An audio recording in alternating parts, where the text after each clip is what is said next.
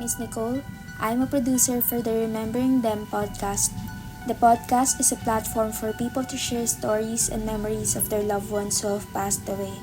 The podcast was created in memory of Dad, Bob Cecil. May he rest in peace. Your host, Mark, Ryan, and Luke acknowledge the rich history and importance of storytelling within the indigenous culture. My name is Jorgi Skeen, and I would like to acknowledge the traditional owners of the land in which we meet here today. Today we're meeting in Meanjin, and those traditional owners are the Yagara and Turrbal people.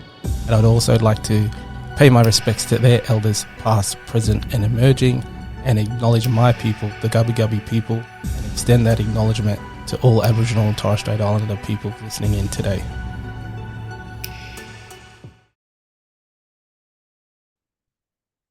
Hello, listeners. Welcome back to the podcast. Another solo one for me. You're stuck with me, fortunately or unfortunately, depending on which side of the fence you sit. Luke and Ryan cannot be here today, unfortunately, for this recording. If you're in the US, date of recording the 11th of June, 2025 is, and there's a special day in the US today, which is international, actually it's worldwide. Not just in the US, International Stout Day for fans of stout beer around the world. Have a drink. I'm not a huge drinker, and even of stouts when I did drink in my earlier years.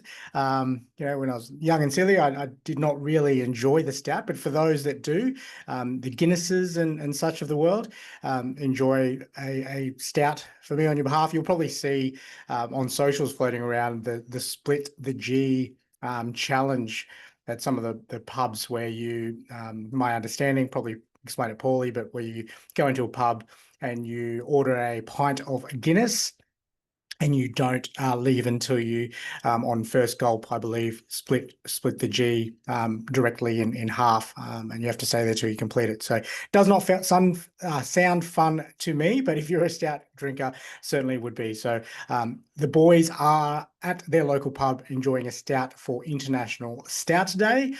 So hopefully they are successful and split the G and enjoy a stout. On to the guessing game, where our guest is from. As always, 3 clues for you at home. Please play along. Clue number 1, the city where our guest is from, or who we're speaking to today, was named after a queen, and is one of the few major cities in the world named after a queen. This one in particular, the wife of King William IV of the United Kingdom. That's your clue number 1 to guess where our guest is from today. Pause the podcast if you want to have a guess, and I'll jump into clue number 2. Clue number 2 is you can swim with tuna here. You can swim with southern bluefin tuna, one of the fastest fish in the world, and it's a rare experience offered almost nowhere else. That's your second clue for the city. We're after a city, by the way, if I haven't mentioned that already.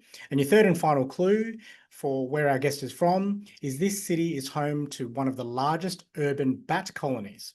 Thousands of grey-haired giant bats, or flying foxes, call this botanic garden home, a surprising sight in an urban setting. There are your 3 clues today. Hopefully you got it. If not, here is the reveal. Our city where our guest is from today is Adelaide, here in Australia, South Australia specifically in the state. Queen Adelaide was the queen that the city was named after. And the second clue, off the coast of nearby Port Lincoln is where you can swim with the tuna.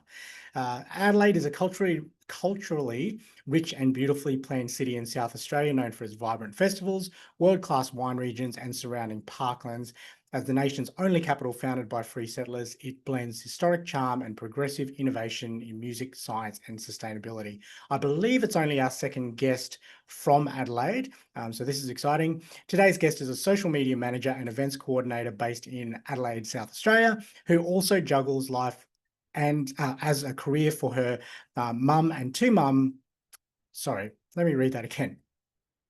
Our guest juggles life as a carer, not a career. Read that too quickly. Carer for her mum, and is also a mum to 2 young daughters, Estelle and Olivia. That makes much more sense. A creative soul with a love for singing and storytelling, she recently released her short first book. How exciting. It's called This FCKIN Sucks. I don't know if you pronounce that in full, but this fucking sucks, basically. A raw and honest guide to grief through lived experience. So perfect conversation today. Behind her vibrant personality is a powerful story of resilience. She's the only member of her immediate family not to have experienced a severe accident or brain injury, which is a fun fact, interesting fact. So a guest from Adelaide in South Australia is Isobel. Now, I will probably butcher this, Isobel, your surname. So let me have a go at this. And hopefully I get it correct, but I do apologize if I don't. Isobel Vlahiotis. So welcome to the Remembering Them podcast officially, Isobel. Thank you for joining us all the way down in Adelaide. Yes, thanks for having me. We've had, I think you've our second person from Adelaide, so it's great to have another Aussie on. We have quite a few guests of all over the world. We're fortunate enough, so thank you very much for joining us. We don't have to work too hard around the time differences, which is nice for a change. Yeah. Oh, good. Excited to have you on, or yeah, yes and no, talking about what we're talking about, the subject today. But if you'd like to jump straight in and let us know or tell us who we're talking about today, their relationship to you and their name and a little bit about them. Yeah, so today we're talking about my sister. So her name is Odetta, and she passed away in 2023. So she was 25 years old, and she was just over a year and a half older than I was when she passed. So yeah, but she was incredible. I could go on all day about her. She was intense, but in the best way. Not all day, but tell us about it. Tell us, all about it. You must have. I mean, you were close age-wise, but I'm assuming relationship-wise as well. Yeah. So the first word I ever spoke as a child, like when I was a baby, was my sister's name. And like it's still very emotional for me to talk about it, but I also think it's so important to keep talking about them because that way they truly do, live on forever. But yeah, she was so beautiful. She was a musician. So she had the pseudonym Pink Wasabi, and she did like her little pop act, which was really cool. She wrote her original music.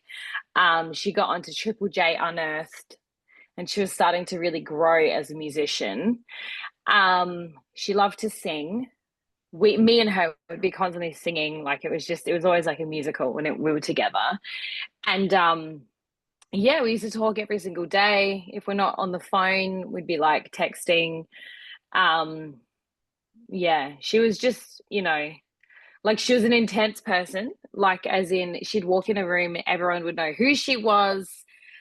She was always the loudest. She was tiny. She was like shorter than I am. She was this little skinny person, but she just had the biggest personality. Yeah.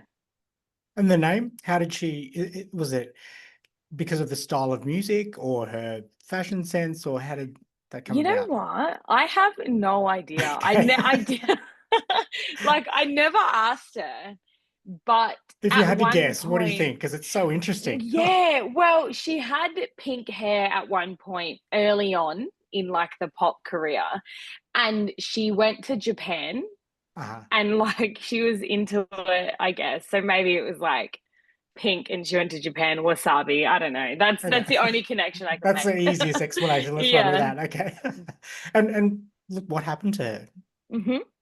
So, basically, it was okay. So there's a backstory. I will start with the backstory because it will, make sense for everyone. But so both of my parents have had two separate car accidents. So my mum was hit by a car when she was 8, and she's been disabled her whole life. My sister and I grew up with a disabled mother. As a result of a car accident, she had an acquired brain injury. And then my dad, when he was in his 30s, before me and my sister were born, had another car accident and also had an acquired brain injury. And then he had really significant mental health issues from that car accident, because he had frontal lobe damage. So it caused like issues within, his brain. And so my sister and I had quite a traumatic and difficult upbringing because of our parents' disabilities. And so neither of us drove really early on. Like, we didn't get our licenses at 16. But then eventually in her early 20s, she decided to start driving. And she also fell into her own mental health issues because of the trauma that she experienced growing up. And so what happened was she went to live with my parents about an hour from Adelaide in like this little rural town. And she went up there to help care for them because they were beginning to be, they needed help. My dad was really declining cognitively because he had a brain condition that he was diagnosed with. And the reason she moved up there was because I was having my first child. So my daughter was born December 12th, and then January 31st, the following, so just straight after, I was at home with my daughter. I'd spoken to my sister the night before, thinking everything's fine. And as I'm scrolling on Facebook, I see a banner that comes up and it says serious crash on Port Wakefield Road. And I had this feeling in the pit of my stomach, and I felt nervous because that's where my parents live. And even though it's a public holiday, like, there's thousands of cars going up and down that road because they go to like the beach down there. And the odds of it actually being one of us was like really small. But I screenshotted it that morning and sent it to the group chat with all of my sisters, because I've got two older sisters. And the two older ones replied, said, yeah, I'm fine. But Odetta didn't respond. And so I called my mum and I said, is everybody there? And because Odetta had only just moved back, she wasn't thinking in her head like everybody, including Odetta. And so she's like, yeah, it's all fine. And I heard the TV on in the background and I thought it was my sister's voice. So it wasn't until like the afternoon, like a few hours later, my husband called me and he was like, the police have just gone to mum and dad's house. And it looks like Odetta has been in a huge crash. Like, it's really bad. And my immediate thought was, it was her. And I messaged back the group chat with my other sisters and I said, it was her. I don't know what to do. The police couldn't tell us like where she was. No one really knew what was going on. They would only connect with the next of kin, which was my parents, but they were both really severely disabled. So to get any information from them back to us, it was an absolute nightmare. So anyway, we eventually went to the RAH, which is like the big hospital here in Adelaide, and she was being airlifted in by helicopter. They wouldn't give us any information about like what was happening. So we just got stuck in this day surgery waiting room for like an hour and a half. And eventually they invited us up to the ICU and we went into the waiting room. And before we'd really been told anything about her condition, we saw a bulletin on Channel 7 that said the 25-year-old woman who was in today's earlier crash is now fighting for her life. So before we were told as a family, the news was reporting it. So we took the plug off the TV from the wall because we were like, that's terrible. And a nurse came out and she wasn't they weren't very friendly, I think, because it's just the situation that they're working in is just as hard as what we're going through, which I totally get. And the nurse was like, look, Odetta's here. She's not well. We're getting you a grief counselor to come in. And when we were like, we didn't even know her condition. We were like, why do we need a grief counselor? Like, is she dying?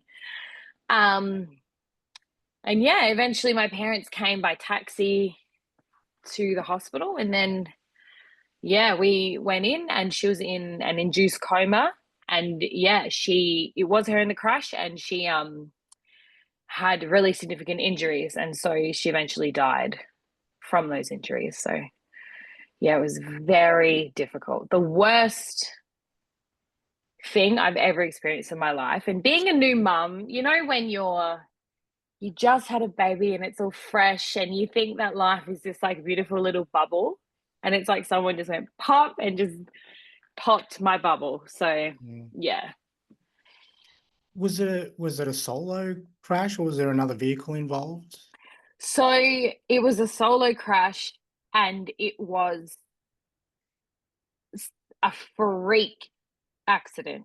So basically, Port Wakefield Road has got two lanes going this way, and then it's got like a median strip with like bushes and trees and all sorts, and then there's like another two lanes, and it's like literally a straight road. It's 110 kilometers, but it's so straight, like it's super manageable.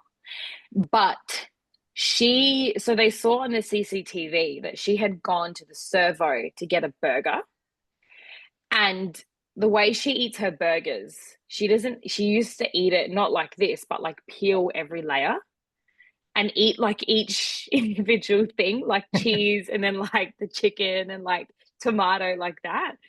And so I think what she Why? was doing That's so I odd. think it was like a texture thing, like Okay. they can't touch, like Yeah, right. so yeah. I've never heard of that. I That's know, it's amazing. crazy, everything. Okay. So And she service was, station for our servo for our international listeners. Service station, yeah. gas station. Yeah. So Mhm. she's got a burger. She's layering it away. Yeah, so I think she must have had it on her lap or she was doing something, and she's been distracted by this food for whatever reason, or maybe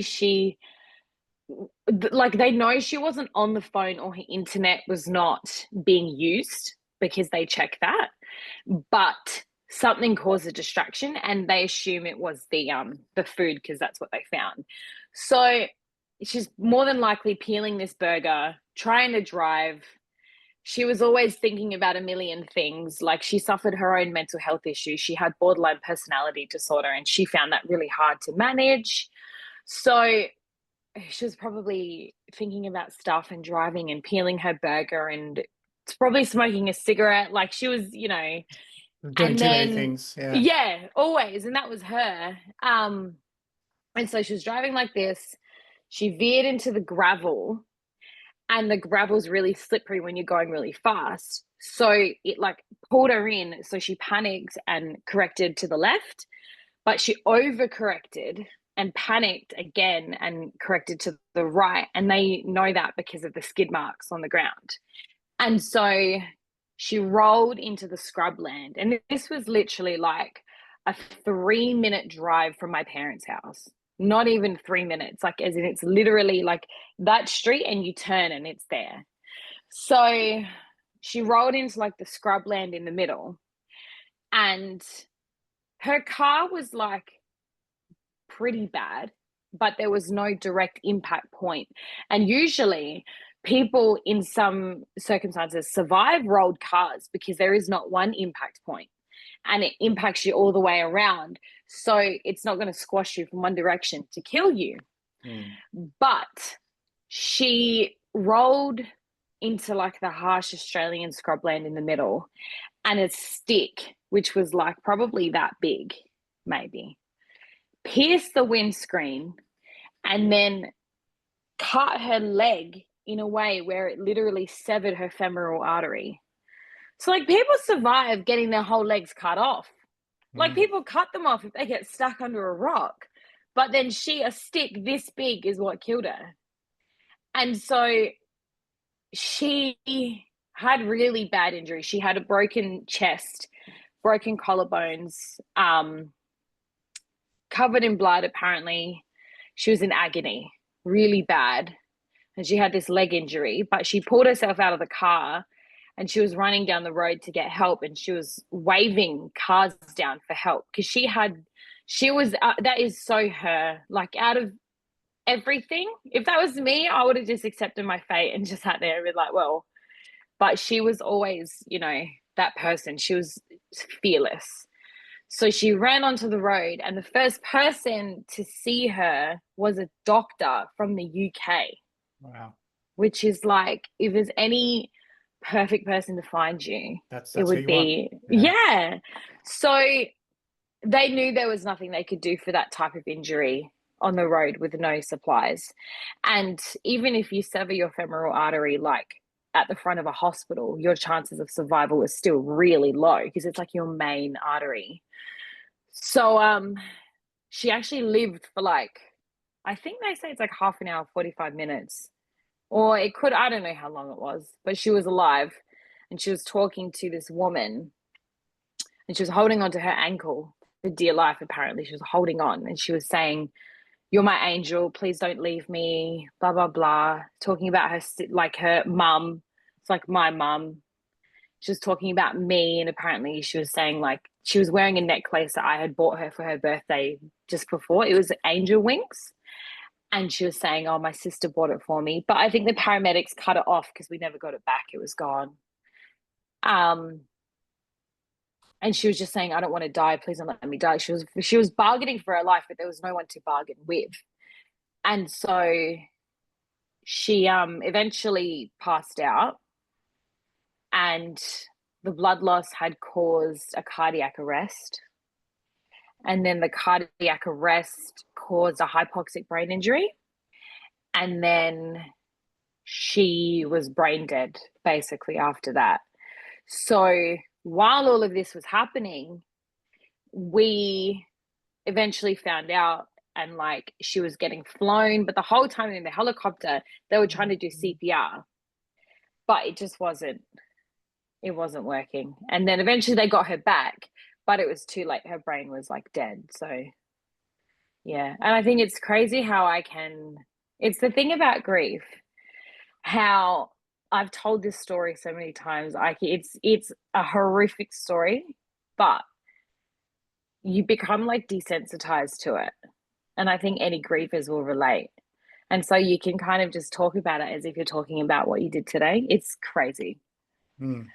But I think yeah. you're right. I think the fact that you've told it so many times, not that it certainly doesn't take away from the pain or the anguish or what happened or the loss, but just that you found a way to, as part of the grief process, I'm assuming, to be able to tell that story around what actually happened. And Yeah. what a freak accident. That's unbelievable. Freak. Like And yeah, like it's wild. I think the kicker to the whole thing, the part that just makes it like shocking to me, I find it shocking, is that like our whole lives were affected by the fact that both of my parents had these accidents. As in, especially my mum, like every person knew me like as the kid whose mum had that thing happen. Like it was a big thing. Like she walks with a bad limp, she's got a brain injury, like you can tell. And so everyone used to ask me, and I'd be like, "Yeah, she got hit by a car." It was like I was so used to saying it as a kid. So then I never thought that like my sister would also like actually die in the same way that both of my parents were like severely, like their whole lives were like ruined from car accidents, and then it just happened again. And it's like, it's crazy. what are the chances? Yeah, Exactly. Yeah. How has the last couple of years been? You talked about being able to tell the story and comfortably, I guess, if you can say it like that. But how has that grief journey to this point been? And you also mentioned being, a new mum at the time and bursting Yeah. that bubble. There's a lot of things going on. So I guess what happened was right at the start, it was the most horrific, like that experience, like when grief first hits you, like when the funeral and everything's done and the adrenaline wears off, and all of a sudden, especially when the person you lost is like a really big part of your life, I feel like it's like you're standing there and all of a sudden it's like you're just in an empty room and everything feels empty. And I remember my sister and I used to spend hours talking to each other. Like we'd be like doing dishes and one would be eating and I'd be just doing something, not even talking, but just on the phone, like how siblings do. And all of a sudden it was like there was this hollow emptiness that was just there. And I wanted to fill it in any way that I could. And so I used to do like heaps of TikToks and like take every opportunity I could to advocate for road safety, which I still do to this day. And I think I'll do for the rest of my life. But I found the grieving process for me was always like, what action can I take? What's the next thing I can do? Because I felt at the time, like as soon as I stopped that, then she's actually dead. And that was like impossible for me to deal with. So I spent a lot of time just like the next thing. Like I ended up like, I did like so many TV interviews, like I can't even remember how many. And because she was like a pop star, like in Adelaide, like pop star, it was a news story at the time. So I was just taking every opportunity and like just constantly doing anything I could. And then when that stopped, it was the same thing. It was the emptiness. And then I think my experience of facing the grief like head on and like diving into it was healing for me. But not everyone's the same. Like my older siblings, like they still can't really talk about it. My mum can't really talk about it, but I could go on about it all day. But that's just how I dealt with it, you know?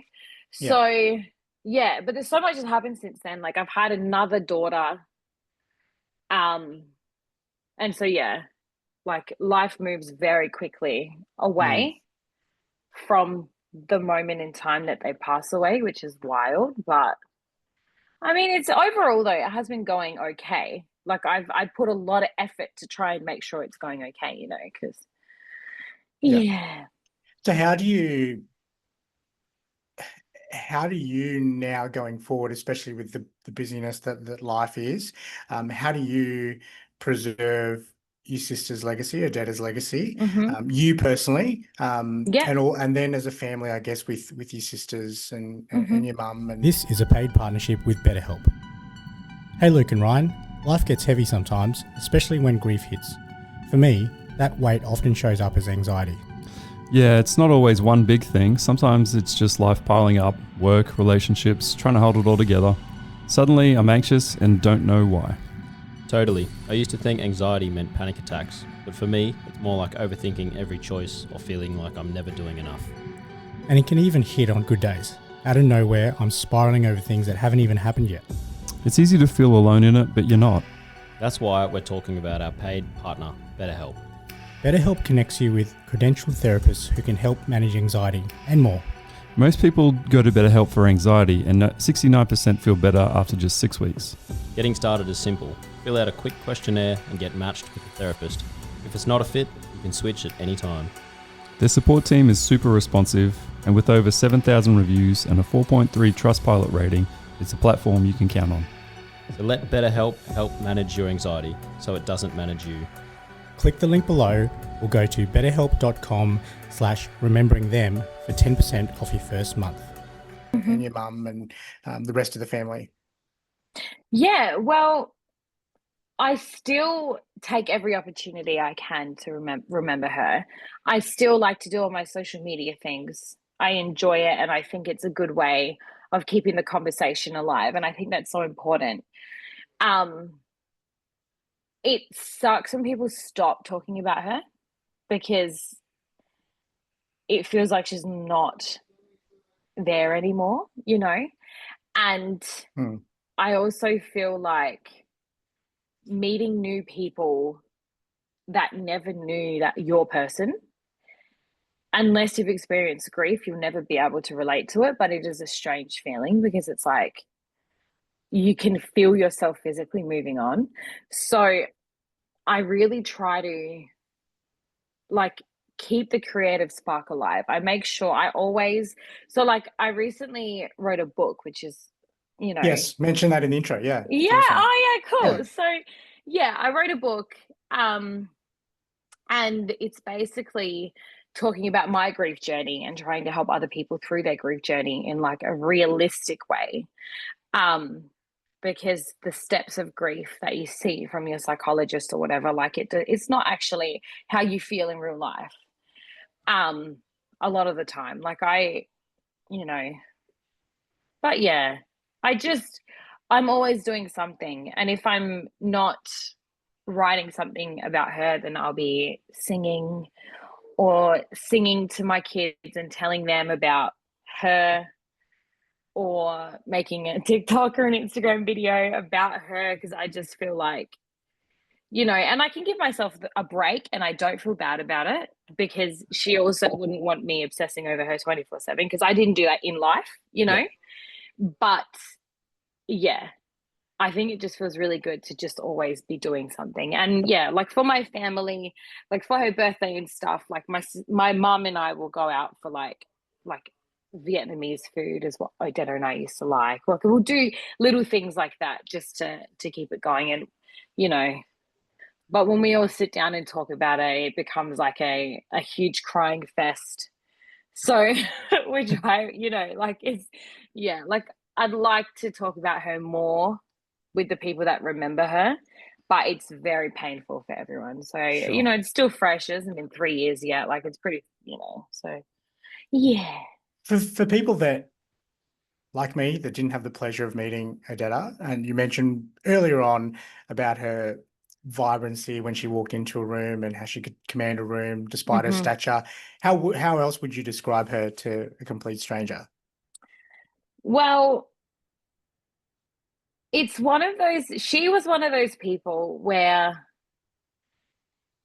she'd laugh and you'd know that it was Odetta's laugh. So like you'd be like the other side of the room and she'd be laughing and everyone would be laughing, but you'd be aware of her.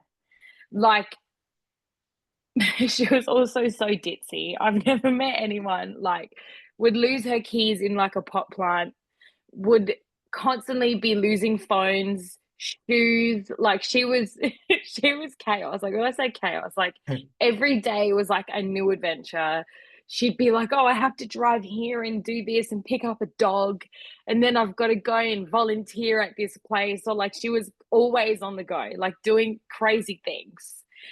And she used to pick up like random hobbies. I do that too, but she was worse. She'd be like, oh, I'm a surfer now. The next week she'd be like a ballet person. And then the next week she'd be like a hairdresser, like always doing crazy stuff. But she was it also just like, because did she just want to give them a go, or did she meet someone in that particular? She would just the beauty of Odetta, and it's something that, oh my God, I'm gonna cry. I think the beauty of her was that she believed like wholeheartedly that she could be anyone she wanted to be, and she was fearless about it.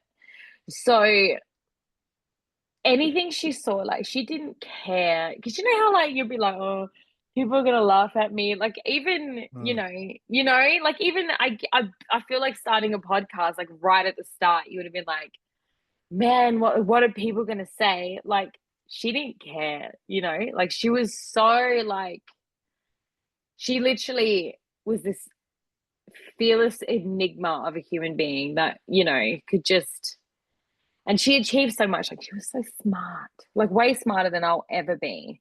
And she was so articulate, and she was never afraid to stand up for this little guy. And she used to get into fights with people all the time because she was like standing up for what she believed in. Like if there was a protest, like she'd be painting signs all week and then go like, Tell us about a time. When did she stick up for the little guy? Well, she used to stand up for me a lot when I used to get, I used to cop it at school. But even it's actually like messed up. But even in the car that she crashed, in the back window was her sign, "No pride in genocide," when they were doing that a few years ago. But there's literally like endless times, like almost every single week she was having like an issue with somebody because she was like standing up for what she believes in. Like it was like she like when I say she was intense, like every day there's like a new thing that we'd have to like navigate because she was full on. Yeah. Do you Yeah. have a favorite story or memory of her, either in your Oh, childhood or? The Remembering Them podcast is supported by my legacy message. How do you want to be remembered? My legacy message provides a service that delivers a personalized keepsake video to your loved ones, often as a surprise after you pass. My legacy message: be remembered. I have like my key ones, which Yes. are crack ups.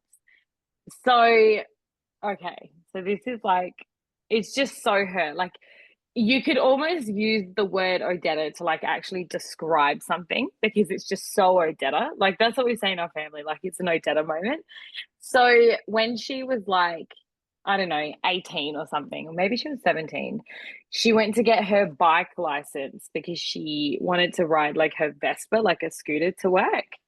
And so in Australia, you have to do your 2-day course, but if you don't finish the first day, then you can't come back for the second, because if you're not good enough, then they don't bother telling you to come back. And so everyone in the class got through the first day, but the teacher, like the guy, was like, but you did not make it. And so she was such an emotional person.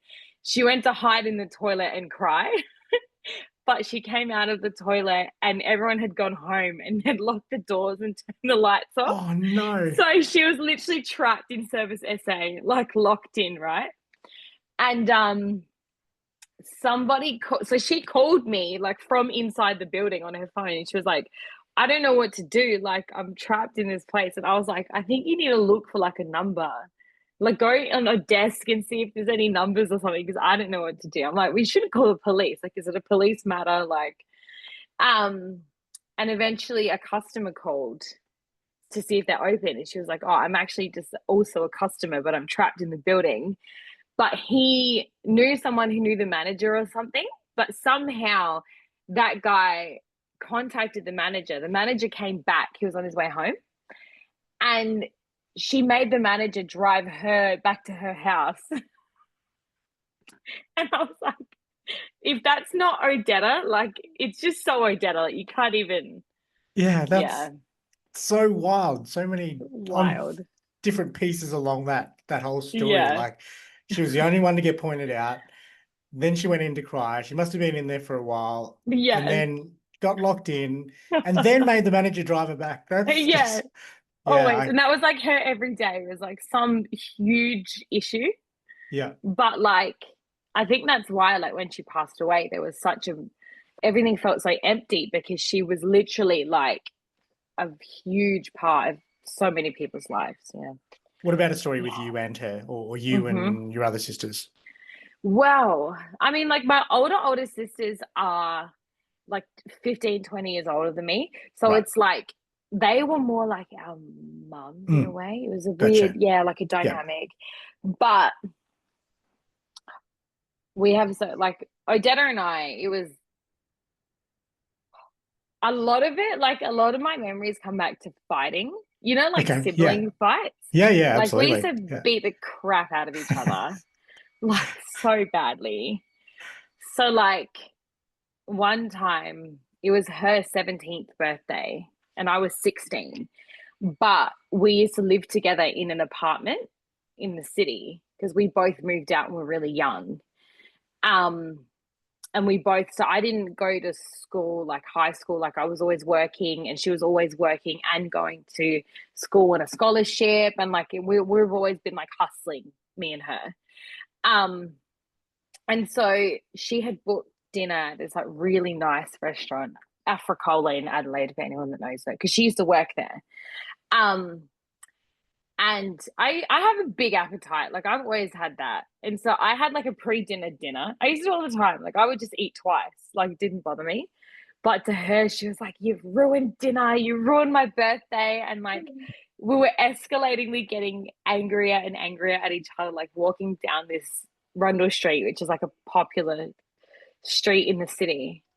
And then we fully started bashing each other on the street. I can't even believe I'm saying this. Anyway, we started beating the crap out of each other.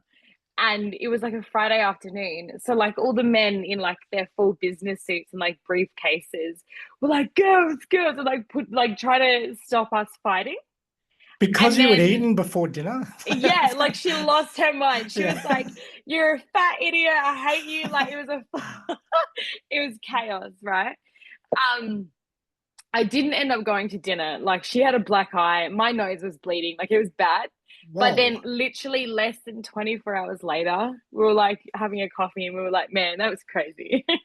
But like that was wild. But it was just so us. Like even Holy. yeah, That's like crazy. even when we were literally bashing each other, like there was always love. Like it's so hard to explain. Yeah, that's It's so it's funny. such That's a wild. yeah. I thought I used to fight with my brothers, but that's you've topped that Yeah, it was easily. all the time. Weapons, like Oh my goodness. I stabbed her with a pen when I was like 8 and like dragged it across her skin. Like I was probably worse than she was, and I was always bigger than her, even though she was older.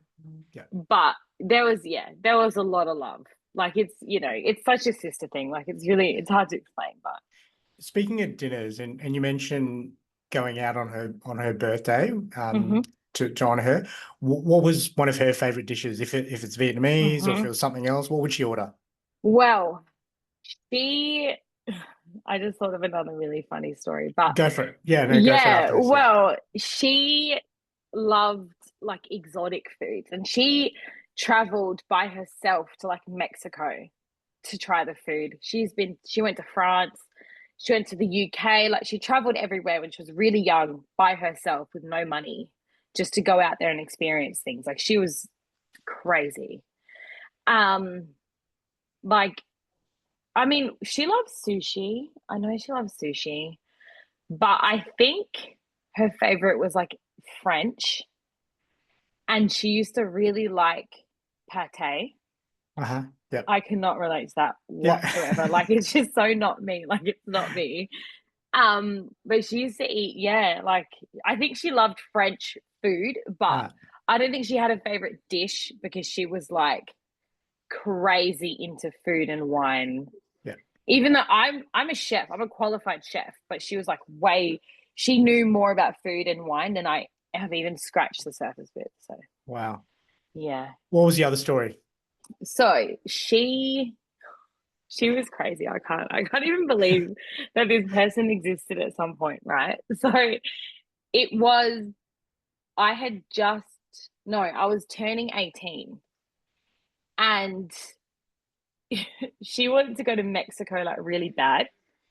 And so she used to like get a credit card and just like apply, get approved, and then rack up like a huge debt and struggle for years to pay it off so she could go traveling.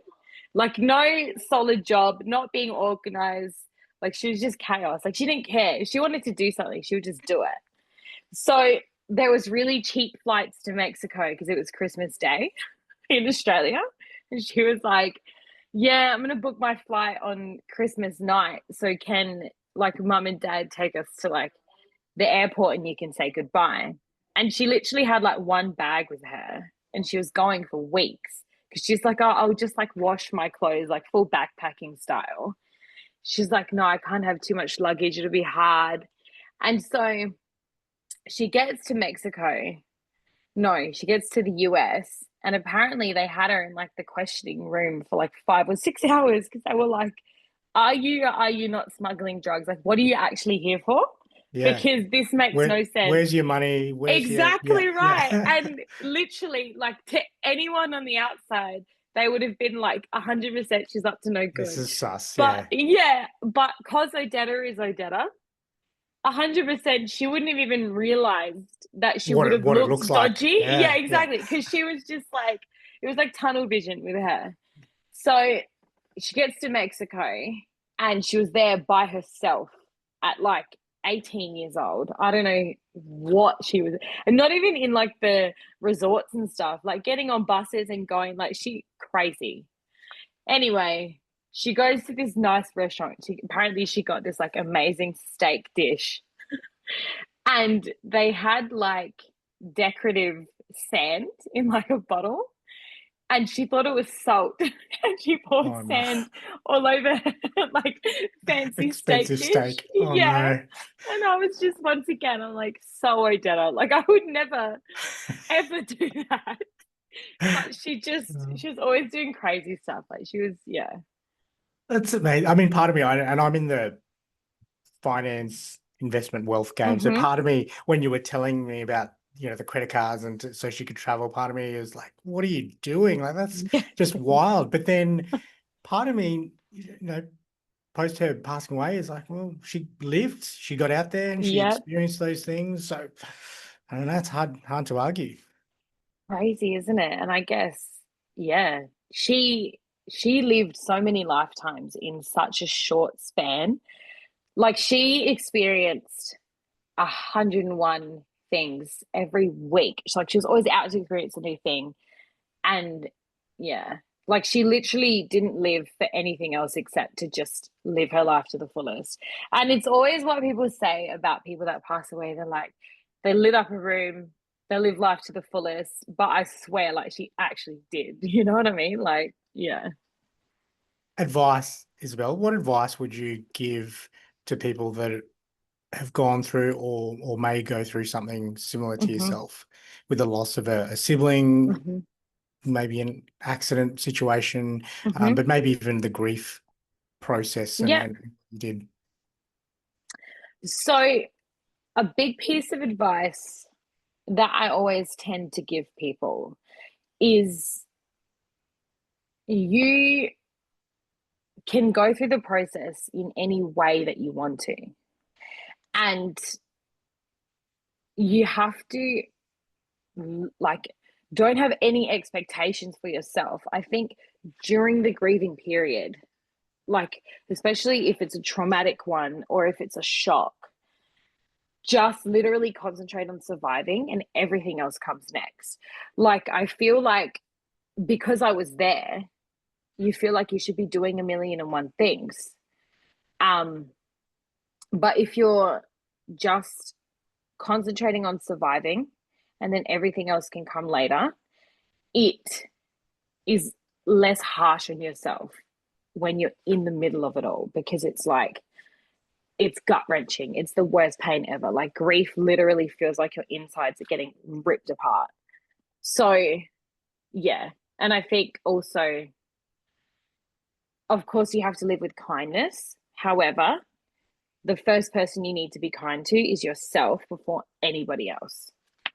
That's pretty much. Good advice. Really good advice. I haven't asked this question before, but what advice do you think Odetta would give to you? Mm-hmm. Life advice. Right. If she didn't already, growing up. Yeah. Well, with her and I, our dynamic was like, even though I was the little sister, in our dynamic, I was like the mum and she was like the baby. And it was strange because I was younger, but I got that impression from like, the irresponsible, get alone, go yeah, travel by myself exactly. in a dangerous country. Yes, exactly right. Like, it was always like her calling me, asking me for advice. But like, I think she would have been more of a developed person by now. I feel it's been a couple of years and I think she was starting to get there. So I think what she would be saying to me is, yes, this situation is terrible and it sucks, but you just have to keep moving forward. And what she would be saying to me, I'm going to cry. What she would be saying to me would be, I'll always be with you and I'll be there for you, but you need to keep moving forward and don't look back. Don't look back at coulda, woulda, shoulda. None of that will ever, ever serve you. And you just need to keep moving forward and just live the life that you want to live without fear. In a responsible way. More responsible than her. Yeah, exactly right. Yeah. Isabel, one final question for you for the main part of the podcast. Mm-hmm. often our most difficult question, so absolutely take your time with this. If Odetta was in front of you today, what would you say to her? Mm-hmm. Yeah, you're right. It's difficult. Oh my God. Right? See, I think about this a lot because earlier on, like, not really, I mean, I still do, but just not as much. I used to actually talk to her out loud, like, all the time. Like, it was a little bit psychotic. Like, I was pretty bad. Like, I used to stand there with my hands out and I could, like, almost imagine feeling her hands touching mine, and I used to talk to her. But if I had her standing in front of me today, I would probably say to her, first I'd ask her, like, are you okay? Like, what is it like where you are? And I think I would also tell her that I wish I wasn't so hard on her because I was like a mum to her. It was a very strange situation, but I would probably say, I hope you know how much I loved you and how proud I was. And I think I would also tell her, like, I knew how much you loved me and how much you cared for me and how good you want my life to be. And I guess I would say to her, and I'll just keep doing everything I can to get there for you. That's very sad. Thank you. Oh my Thank you God. for sharing that. That was beautiful. And it absolutely sounds like something that you would say to her, just, you know, in the short time that we've spoken about her. Thank you very much for giving up your time and joining me on the podcast to talk about Odetta, share stories and memories. You know, we laughed and almost cried, very close to Yeah. crying, but shared some amazing stories and memories and gave some great pieces of advice. And I'm positive it would have helped someone else out there. So thank you. Thank you very much for coming on. It was wonderful hearing about Odetta, tragically, but also wonderful hearing about her as a person and how she lived her life, often carefree. Exactly. No, thank you so much. Thank you. So that was Isobel from Adelaide in South Australia. What a tragic